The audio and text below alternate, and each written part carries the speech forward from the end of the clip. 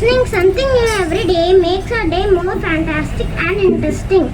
I present to you my friends for today's special item. Good morning everyone. Uses of trees. Trees are useful to us in many ways. My friends are coming to explain about the uses of trees. Trees are very important to all of us. It takes carbon dioxide and purifies air. There are many uses of trees.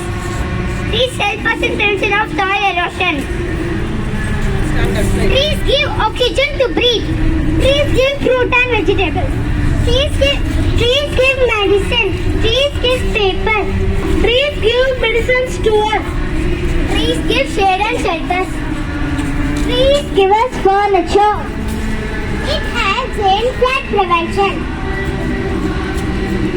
Trees give gum, rubber, etc. We cannot live without trees. Take care of trees, they will take care of you. Plant trees, save it. Have a nice day. Thank you.